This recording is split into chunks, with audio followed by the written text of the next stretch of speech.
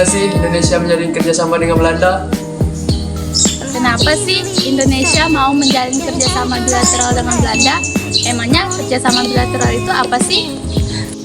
Kerjasama bilateral merupakan kerjasama yang dilakukan oleh dua negara untuk mencari keuntungan. Salah satu contohnya adalah kerjasama antara Indonesia dan Belanda.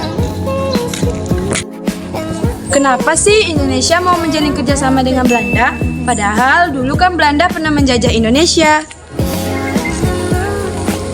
Meskipun pada masa lalu Indonesia dan Belanda memiliki masalah, tetapi itu tidak menjadi hambatan karena Indonesia sudah memaafkan Belanda dan Belanda sudah mengakui kekalahan kepada Indonesia.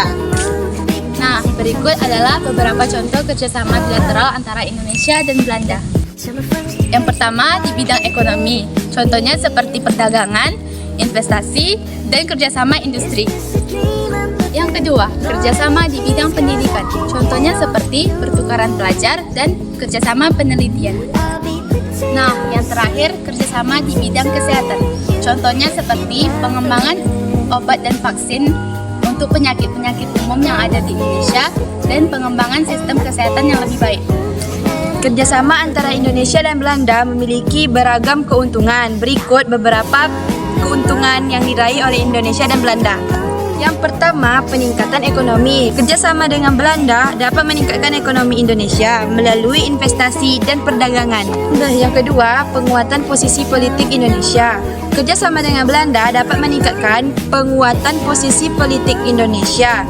Belanda dapat membantu Indonesia di dalam kancah internasional. Yang ketiga, pengayaan sosial budaya.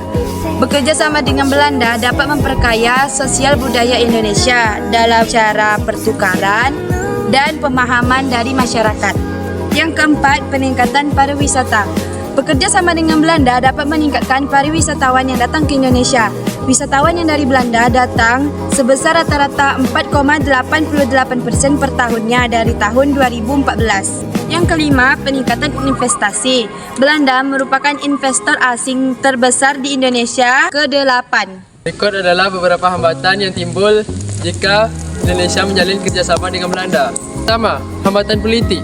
Adapun contoh dari hambatan politik adalah perbedaan ideologi, keterlibatan politik Belanda dalam urusan dalam negeri Indonesia, dan perbedaan pendapat tentang isu-isu global. Yang kedua, hambatan ekonomi. Adapun contoh dari hambatan ekonomi adalah perbedaan kekuatan ekonomi dan ketergantungan ekonomi Indonesia pada Belanda. Yang ketiga, hambatan sosial budaya.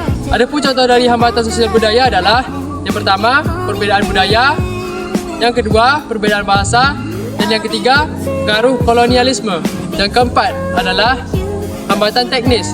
Adapun contoh dari hambatan teknis adalah perbedaan teknologi dan keterlibatan sumber daya.